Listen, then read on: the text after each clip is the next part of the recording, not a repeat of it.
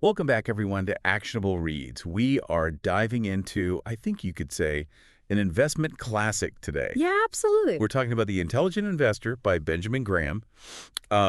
This is, well, it's called the Bible of value investing Right. for a reason. Absolutely. It was written by the quote-unquote father of value Yeah. investing. Yep. And even Warren Buffett, credits it as a major influence on his investing success. Yeah, I think he said it was the best book on investing ever written or something like that. Right, right. So, it's pretty dense. Yeah. I mean, there's a lot to it. So today, what we're going to do is we're going to really try to boil it down, give you some actual insights that you can use. We're going to focus on the first 7 chapters, and that's really about, like, the core of his philosophy. Yeah, he kind of builds, a framework for investing, a mental framework for investing. Right, and I think it's really interesting because the first edition came out in 1949. I think it was 49. It's still so relevant today. Oh, it's crazy. Like, why? Why is that? I mean, what is it about his philosophy that has stood the test of time like that? Yeah, I think the thing that makes it stand out is it's focused on the timeless aspects of investing. It's not trying to, predict what the market's going to do tomorrow or next week. It's about really understanding value. It's about, having a margin of safety, managing risk, and it's about having the emotional discipline to kind of, stick to your strategy and not get caught up in the, in the hype or the fear. Right, so it's like the long game. Exactly. It's about building wealth slowly and steadily over time. Right. And I think that's so important because we live in such a, like, instant gratification society. It's hard. It's hard to think that way. Absolutely. Everyone wants to, double their money overnight. But that's really not what this is about. Okay, so, like, right out of the gate in chapter 1, he draws this really clear distinction between investing and speculating. And I think a lot of people who think that they are investing are actually speculating. They just don't realize it. Yeah, and he really hits this point hard. I think it's kind of the foundation of his whole philosophy.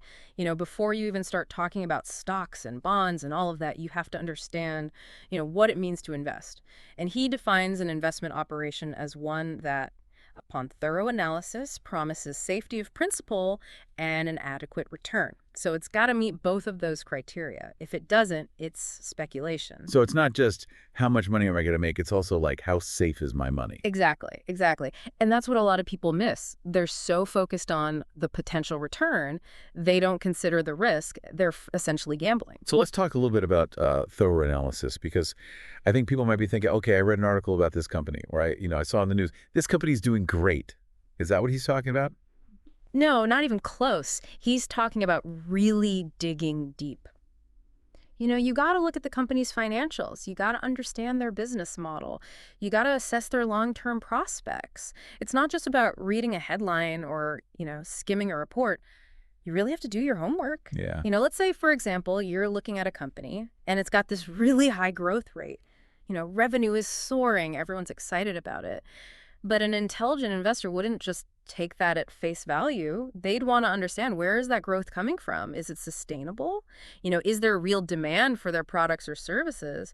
Or is it just some temporary fad or some kind of accounting gimmick? What are the risks? What could go wrong? Those are the kinds of questions you got to ask. So really, it's about thinking critically, not just kind of taking everything for granted. Absolutely. And that can be hard because there's so much information out there. It's easy to get overwhelmed. Yeah, and it's also hard because we're so used to getting information in these, like, tiny little sound bites, and it's got to be, entertaining. Right. And investing is not always entertaining. Right. It can be quite boring at times, actually. You're reading these long, dry financial statements. Yeah. It's definitely not TikTok. But that's what separates the successful investors from the rest. They're willing to do the work, even when it's not exciting. And I think part of that is because he also talks about, not just the intellectual rigor, but also the emotional discipline that's involved. Yeah, I think that's actually one of the most important things he talks about, because it's not enough to just understand the concepts. You have to be able to control your emotions. Right. The market's going to go up, it's going to go down. There are going to be times when you're feeling really good about your investments, and there are going to be times when you're freaking out. But if you let your emotions dictate your decisions, you're going to get into trouble. And so he says the intelligent investor needs patience. They need discipline. Yeah. They need a thirst for knowledge. Yeah. And they need to control their emotions. And I think that last one is the hardest for most people. It definitely is. But it's something you can work on. It's like a muscle. The more you practice controlling your emotions, the better you'll get at it. And it'll pay off big time in the long run. Okay, so you've done all your research, you're thinking long term, you're not going to let your emotions make your decisions for you. Okay. But there's this other kind of like threat, this silent killer of your returns that he talks about in chapter 2, Yeah. and that is inflation. Yeah, inflation is a sneaky one. A lot of people understand that it makes things more expensive over time, but they don't always think about how it affects their investments. Yeah. So let's say you could buy a loaf of bread today for $1. Right. Because of inflation, that same loaf of bread might cost like $1.20 next year. Right. So your dollar literally buys you less bread. It's crazy. And the same thing happens with your investments. If they're not growing at a rate that outpaces inflation, you're actually losing purchasing power. Your money's not going as far. So you can't just look at like, oh, I made this much in my investment. It's like, but how much did things cost? How much did things go up? Right. You have to look at what's called the real return. So that's the return adjusted for inflation. That's what really matters. So how do you protect yourself from inflation? Because, I mean, it just seems like it's inevitable. It's always going to be there. Yeah, it's definitely a factor you got to consider. And this is where the debate between bonds and stocks gets interesting. Traditionally, bonds were seen as a safe haven because they offered a fixed rate of return. But when inflation is high, those fixed returns might not keep up with rising prices. So you could actually be losing money in real terms, even though you're getting that fixed interest payment. So even though it seems safer, it's actually riskier. Right. Now, stocks, on the other hand, they're more volatile, but they have the potential to grow at a rate that exceeds inflation. Right. Because companies can often pass on those rising costs to consumers by raising prices. So their profits can keep up with inflation and their stock prices can potentially go up as well. Okay, so stocks can be a hedge against inflation, potentially. Potentially. Yeah. There's no guarantee. Right. And this ties in nicely with chapter 3, where he talks about lessons from stock market history. Yeah, chapter 3 is all about taking the long view. He looks back at over a century of market data, and what you see is this clear pattern. Markets are cyclical. There are periods of euphoria, periods of growth, and then inevitably there are periods of fear and decline. And this pattern repeats itself over and over again. It's kind of like a roller coaster Yeah. with your money. Yeah, exactly. And he uses this historical perspective to warn against trying to predict the market. People always want to know, is the market going to go up or down tomorrow? Is this a good time to buy? Is this a good time to sell? But he's saying you can't know that. The future is uncertain. Yeah, you can't time the market. Right. It's impossible to consistently buy at the bottom and sell at the top. So then what do you do? Well, what he says is you got to focus on the fundamentals. What are the underlying drivers of value? He talks about the relationship between stock prices, earnings, and dividends. And those things fluctuate over time, but they're what ultimately determine whether a company is a good investment or not. So we should ignore all the noise of the market. As much as possible. Yeah, don't get caught up in the day-to-day fluctuations. Focus on the long term. But that's hard. I mean, you see these headlines, you hear people talking about the market crashing, and it's hard not to get scared. I know, it's human nature. But that's where that emotional discipline comes in. Right. Okay. So, this is a lot of information. I think people might be thinking right now, like, okay, this all makes sense, but how do I actually put this into practice? And so I think chapter 4 is where we really start to get into it a little bit, right? Yeah, chapter 4 is all about knowing yourself as an investor. He talks about different investor types. And basically, he says there are two main categories: the defensive investor and the enterprising investor. Okay, so which one am I? Well, that's a question you got to ask yourself. What are your goals? What's your risk tolerance? How much time are you willing to devote to investing?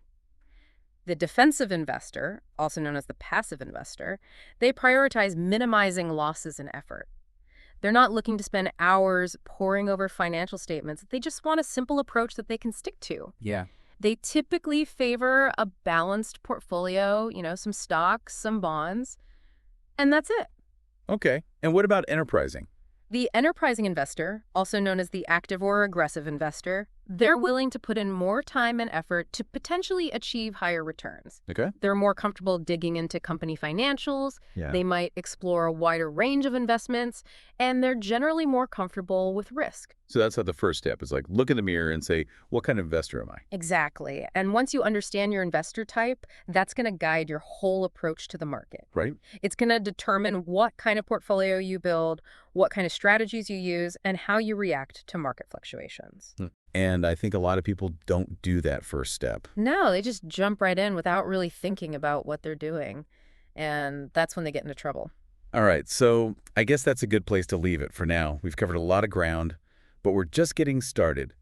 In the next part of this deep dive, we're going to delve deeper into Graham's strategies for both defensive and enterprising investors. Yeah, we'll talk about how to build a portfolio, how to analyze companies, and how to navigate different market conditions. So stay tuned. Lots more to come. We'll be right back. Yep. All right, so we talked about, knowing yourself as an investor and understanding that, like, the market goes up and down and up and down. But, like, let's get into, like, the nitty-gritty. Like, how do we actually put this into action? Right. So in Chapter 5, Graham lays out some guidelines for the defensive investor when it comes to stock selection. And, remember, the defensive investor is all about minimizing their time and effort. They want a simplified approach. So he says, focus on building a diversified portfolio, 10 to 30 different stocks. But those stocks should be large, prominent companies with a long track record, conservatively financed. These are your blue chips. Solid companies. It sounds like he's saying, quality over quantity. Like, you don't need a million different stocks. Right. You don't need to be buying, penny stocks or, chasing the latest, meme stock. Right. It's about finding companies that are going to be around for the long haul. They're going to weather the storms. Yeah. He also cautions against overpaying for growth. Right. Just because a company is growing really fast doesn't mean it's a good investment. You need to look at the price you're paying relative to the company's earnings, their assets, and make sure you're not paying too much. So this is where value investing comes in. Exactly. Value investing is all about finding those bargains, those hidden gems that the market has overlooked. It's about looking for companies that are trading for less than they're actually worth. And one of the things I love about Graham is he gives you this great mental model for thinking about the market. He personifies it as, he calls it Mr. Market. Oh, yeah, Mr. Market. So, imagine this manic depressive character who comes to your door every day, and he's either euphoric or depressed, right? Right. And he's always trying to sell you something or buy something from you. Okay. So some days he's going to be super excited. He's going to be offering you this ridiculously high price for your stocks. Okay. And other days he's going to be all gloomy, practically begging you to sell at a huge discount. So how do you, not get... You have the power to decide whether his prices are rational and whether they align with your own assessment of what a company is worth. So if he comes knocking on your door and he's like, I'll give you $1 million for these shares. And you're like, well, they're only worth like 500,000. Right. Then you sell them to him. You take advantage of his irrational exuberance. Okay, but what if he's like all sad and he's like, please take these shares off my hand. I'll give them to you for like 10 cents. Then you might want to consider buying because maybe he's undervaluing them. Maybe he's being too pessimistic. The point is, you don't let his emotions dictate your decisions. I like that. Mr. Market. So, okay, he comes to your door, you're looking at the price, but he's not telling you all the stuff you need to know, right? Like, you need more information. Right, exactly. So in chapters 9 and 10, Graham gets into the nitty-gritty of analyzing a company's financial statements. He talks about earnings, assets, liabilities, all that good stuff.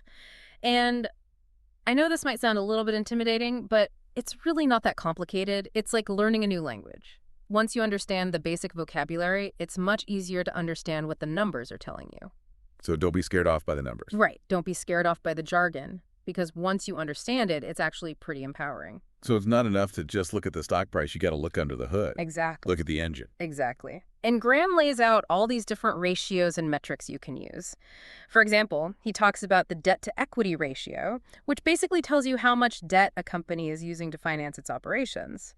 And a high debt-to-equity ratio, that can be a red flag. Oh, okay. It could mean the company's over-leveraged, meaning they have too much debt, and that could make them more vulnerable in an economic downturn. So you're looking for red flags, but you're also looking for like green flags, things that are like, oh, this is a good sign. Absolutely. You want to see strong earnings. You want to see a healthy balance sheet. You want to see consistent growth over time. Okay, so we've got the financials, and then in Chapter 11, he brings up dividends. Yeah, dividends are a really important part of Graham's approach. He sees them as a tangible indicator of a company's profitability and their commitment to returning value to shareholders. It's like getting paid to own the stock. Exactly. And dividends can be a really valuable source of income, especially in retirement. And they can also help you ride out those market downturns, because even when the stock price is going down, you're still getting those dividend checks. Okay, so we've looked at the financials.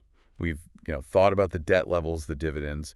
But, how do we know what a company is actually worth? That's the million-dollar question, right? Yeah. And in chapters 13 and 14, Graham gets into valuation. He talks about different approaches to valuing a company. He looks at their net assets. He analyzes their earnings record. He considers their growth potential. And he says there's no one-size-fits-all formula. Yeah. It's about using a combination of methods, triangulating to come up with a reasonable estimate of what a company is worth. And he's very clear, valuation is an art as much as it is a science. There's always going to be some uncertainty. And I think that's something that a lot of people don't like. Right. People want certainty. They want a formula they can plug in and get the answer. Yeah. But the market doesn't work that way. Yeah, and I think this is why he's so big on this idea of a margin of safety. Yeah, the margin of safety is one of the most important concepts in the book. It's essentially a buffer that you build into your investment decisions to protect yourself from mistakes or unexpected events. So let's say you estimate a company is worth $100 a share. With a margin of safety of 25%, you wouldn't buy it unless it was trading for $75 or less. So you're giving yourself some wiggle room. Exactly. What if I'm wrong? What if I'm wrong? Exactly. What if something unexpected happens? The margin of safety helps you protect yourself from those unknowns. So it's like a safety net. It is, absolutely. And the bigger your margin of safety, the bigger your safety net. Okay, now in Chapter 18, he tackles something that, I think freaks everybody out, which is market fluctuations. Yeah, market fluctuations, they're inevitable. They're going to happen. You're going to see headlines about the market crashing. You're going to see, people on TV freaking out. And it's going to be hard to not get caught up in that. Yeah, you're just like, oh no, I'm losing all my money. Right. Panic. Exactly. And what Graham says is don't panic. View these declines as potential opportunities. Remember Mr. Market. Sometimes he gets really depressed and starts selling things for way less than they're worth. Right. So if you've done your research, if you've got your list of companies that you like and their price drops significantly, well, that might be a good time to buy. So have your shopping list ready. Exactly. Have your shopping list ready, but don't just buy anything that's down in price. Right. You still got to do your homework. You still got to make sure it's a good company. Right. So it's be opportunistic, but not impulsive. Exactly. And he emphasizes the long-term perspective again here. The intelligent investor, they're not going to get shaken out by these short-term blips. They're going to focus on the long game. Right. Okay. Mm-hmm. So it's not about avoiding the ups and downs. It's about riding the waves. Exactly. Riding the waves, staying the course. And this leads into chapter 19, where he talks about investing in a bear market, which are those periods when the market experiences a prolonged decline. So basically everyone's running for the hills. Yeah, pretty much. And he's saying don't run for the hills. Don't run for the hills. Bear markets can be scary, but they can also present some of the best buying opportunities because everything's on sale. Yeah. So if you're prepared, if you have cash on hand and you've done your homework, you can actually do really well in a bear market. Turn fear into opportunity. Exactly. Okay, this is a lot. It is. And I think a lot of people might be feeling overwhelmed right now. This is a lot of work. Do I really have to do all this myself? Yeah.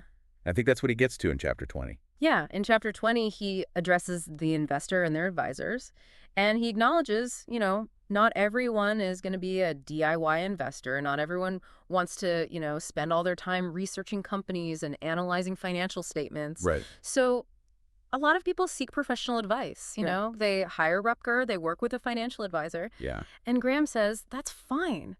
But you got to be careful. You got to be an informed client. You got to understand what your advisor's philosophy is, what their track record is, and how we're getting paid. So don't just blindly trust them. Don't just blindly trust anyone. Ask questions. Make sure their recommendations align with your own goals and your own risk tolerance. Right. And most importantly, keep learning. The more you know about investing, the better equipped you'll be to make those decisions. Okay, but for the people who are I don't even know where to start with this. I know. It can feel overwhelming. So in chapter 21, he offers this simplified approach to security analysis. He calls it security analysis for the lay investor. Okay, it's lay investor. So, he focuses on those key factors that determine a company's value: earnings, financial strength, growth potential. And he gives you some basic ratios and metrics that you can use even if you're not, a financial expert. So it's like baby steps. 80 steps. You don't have to be a Wall Street wizard to understand this stuff. Exactly, Yeah. exactly. And he encourages everyone to, read company reports, follow industry trends, and stay informed about the businesses that they're invested in, because knowledge is power. Okay, so we've covered a lot in this section. Like, we're really getting into like the practical aspects of investing now. Yeah, and we're starting to see how all those principles from the first part of the book, like the margin of safety, thorough analysis, the emotional discipline, how that all starts to come together when you're actually making investment decisions. So like, what's like a big takeaway for you from this whole like second section of the book? I think the biggest takeaway for me is, you don't have to be a genius to be a successful investor. You don't have to have some like secret formula. You just have to be willing to do the work, be patient, and stick to your principles. I think that's what's so empowering about Graham's message. Yeah. He's saying anyone can do this. Exactly. Investing is not just for the wealthy elite. It's for everyone. Right. So before we move on to the third part of the book, where Graham really gets into like the nitty-gritty of bonds and like some more advanced strategies, Yeah. I want to leave our listeners with a question to ponder. Take a moment. Think about your own investment portfolio, or even if you don't have one, just your approach to investing. Like, how does it align with the principles that Graham's laying out? Are you making decisions based on thorough analysis, a margin of safety, and a long-term perspective? Yeah. Are you letting your emotions get in the way? Are you buying and selling based on like headlines and like what your neighbor's doing? Right. Exactly. Or are you really like digging deep and thinking for yourself? That's the key. All right, so we've really dug into stocks. We talked about the defensive investor, the enterprising investor, but there's another, I guess you could say, asset class that Graham talks about Right. in part 3 of the book, and that is bonds.